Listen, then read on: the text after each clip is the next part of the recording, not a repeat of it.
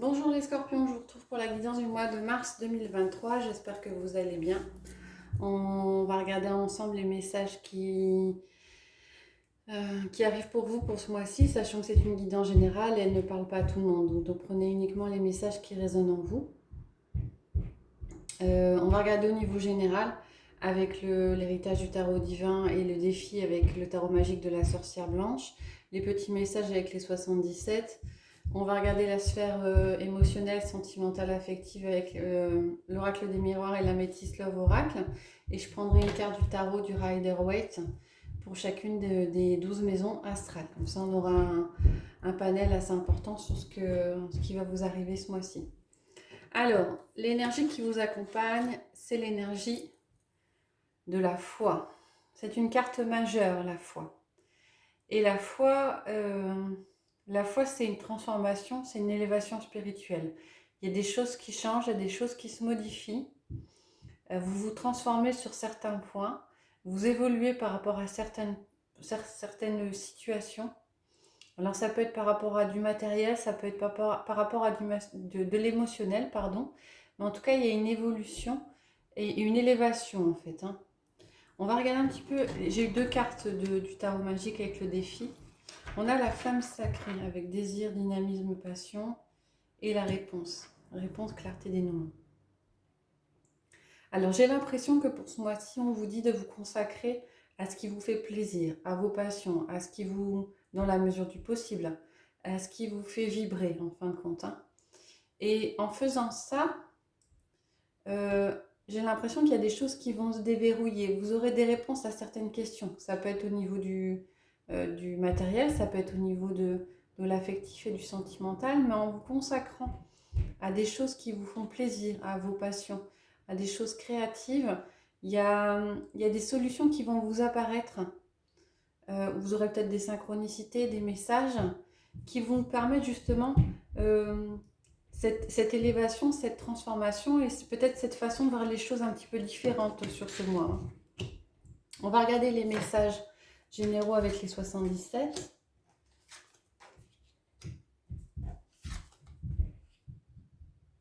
Alors, ouais. Là, effectivement, quand il est question de transformation, de choses qui changent, là, il est question de lâcher prise par rapport à des biens matériels. Hein. Alors,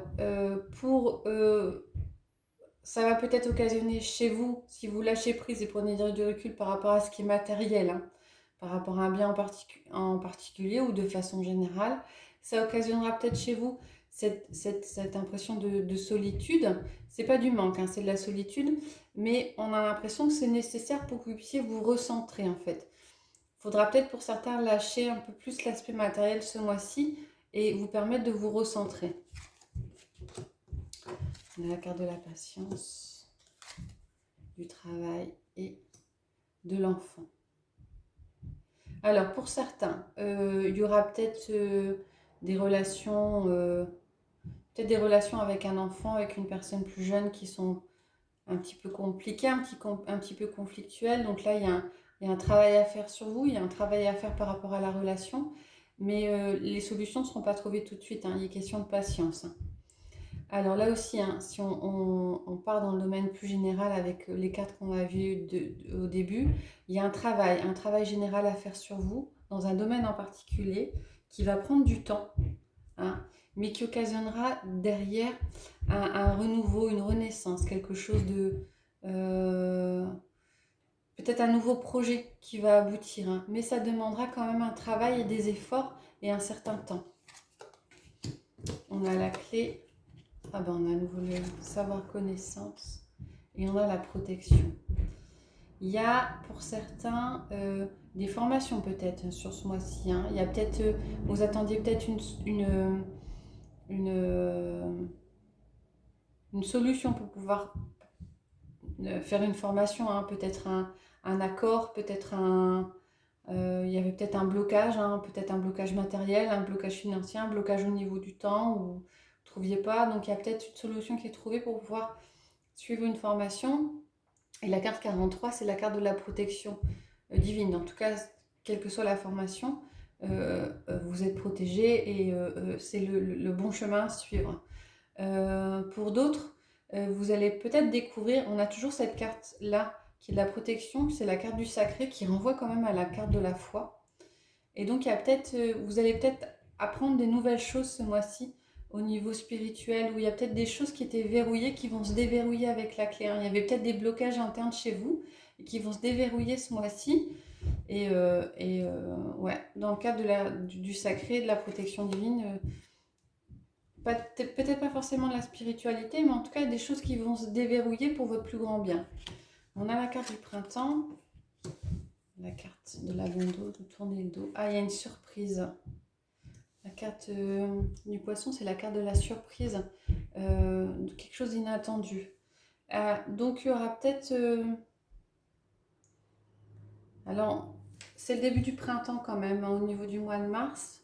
Donc il y aura peut-être l'opportunité de tourner le dos à quelque chose, de laisser tomber quelque chose, d'abandonner quelque chose à la fin du mois, donc au tout début du printemps. Mais ce à quoi vous tournerez le dos, c'est pas quelque chose de prévu, hein, quelque chose d'inattendu, hein. Euh, ou alors pour certains, il y avait peut-être il y a une opportunité, un renouveau. Un renouveau, la carte du printemps, c'est aussi la carte de la renaissance, la carte du renouveau. Un renouveau qui vous permet de tourner le dos à quelque chose, hein, par rapport à un passé, par rapport à une personne. Et là aussi, hein, c'est quelque chose qui sera soudain et que vous n'attendiez pas. Voilà pour les messages généraux. On va regarder le relationnel, affectif, sentimental. Donc quand j'ai fait le tirage, il y a eu deux cartes où j'ai eu deux cartes de l'améthyste. Donc j'ai pris les deux cartes. On a la carte de l'examen avec la carte de l'âme sœur et le oui. La carte du carrefour avec la sagesse. On a la carte du compromis avec la méfiance et la tromperie. On a la carte de la réunion avec le succès. D'accord. On a la carte du changement avec l'invitation et la crise. Et on a la carte de la parole avec les choses bougent. Il y a des rendez-vous. Il y a un rendez-vous ce mois-ci avec une personne. Alors ça peut être affectif comme ça peut être sentimental. Il y a un rapprochement, il y a un rendez-vous et c'est quelque chose de positif, hein. On a comme la carte de l'examen avec la carte de l'âme sœur et la carte du oui. Donc il est possible que pour certains, il y a la carte de l'examen, c'est la carte de la réussite, hein. Donc il y a peut-être pour certains une rencontre d'une âme sœur sur ce mois. Alors une âme sœur, c'est pas forcément une relation sentimentale, hein. Ça peut être c'est quelqu'un qui vous accompagne dans votre vie, hein. Ça peut être uniquement affectif, quelqu'un qui vous fait avancer. En tout cas, c'est la carte de la réussite avec la carte de l'âme sœur et du oui. Donc il y a une personne importante qui va arriver dans votre vie ce mois-ci. Il y a un changement avec l'invitation et la crise. Donc il y a des modifications, il y a quelque chose qui bouge, hein. Vous faites un choix, vous aurez la possibilité de faire des choix. De faire des choix par rapport à une personne, par rapport à une situation. Et il est question de choisir la voie de la sagesse et du bon raisonnement. Il est question aussi par rapport à des choix qui vont peut-être apparaître ce mois-ci dans un relationnel, de prendre du temps pour réfléchir et de choisir vraiment la solution ou de faire le choix qui est le plus parlant et qui vous tient le plus à cœur. En tout cas, pour certains, s'il y avait peur d'une tromperie, d'une trahison de quelque chose, il y a un équilibre qui est trouvé, il y a une solution qui est trouvée, hein. Que peut-être que pour certains, il y avait des personnes pas très... un peu toxiques, un peu malsaines autour de vous. Donc, quand on dit que la solution est trouvée, soit vous avez la possibilité de vous éloigner de cette personne-là, ou alors pour certains, vous avez appris par le passé à vous éloigner de ces personnes-là. Et en tout cas, s'il y a tromperie, s'il y a des méfiances, il y a un accord qui est trouvé, il y a quelque chose qui se termine et quelque chose qui sort, hein. Ouais, on a... ou alors, ouais, c'est plus clair pour vous au niveau du relationnel extérieur, hein. Peut-être que pour certains, vous n'avez plus peur Vous n'avez plus peur de vous faire avoir par rapport à... vous avez peut-être été trompé par le passé et maintenant vous arrivez à prendre du recul par rapport à certaines choses et vous arrivez à ne plus vous méfier des personnes qui sont en face de vous, hein. Vous faites peut-être davantage confiance. Ouais, et ça rejoint un petit peu la carte du changement avec l'invitation et la crise, hein. Si vous arrivez de nouveau à faire confiance à des personnes, il y a un changement qui s'opère et vous n'avez plus peur peut-être de démarrer une nouvelle relation, parce qu'on a quand même la réunion et le succès. Vous n'avez plus peur de démarrer une relation parce que vous avez confiance et vous avez arrêté de vous méfier de certaines personnes, hein. C'est aussi le choix de la sagesse, hein, qui est fait, hein. Euh, et donc, il y a des invitations qui viennent. Bah, vous ne vous posez plus la question de savoir si cette personne est honnête ou si elle ne l'est pas, parce que vous avez fait la paix avec vous-même par rapport à ça. Et effectivement, avec la parole et des choses qui bougent et avancent, c'est comme si vous étiez libéré de situations qui pouvaient être toxiques par le passé. Ouais, il y a une guérison qui s'est opérée, hein, qui a permis d'ouvrir de certaines portes, et maintenant, on a l'impression que vous êtes plus sûr de vous dans les relations. Et donc, il y a des choses positives qui vont arriver, hein. Il y a quand même une rencontre et il y a une âme sœur qui arrive. Et, euh, et ces faits, ces rencontres sont beaucoup plus sereines. Vous avez moins peur de ce qui peut arriver. Voilà pour vous ce mois-ci.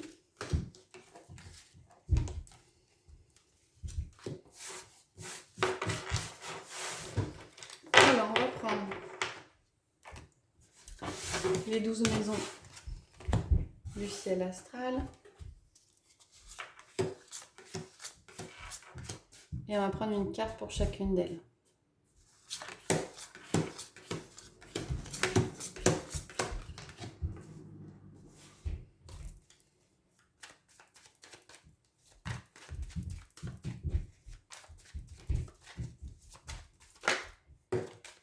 On a le 4 de coupe qui ressort.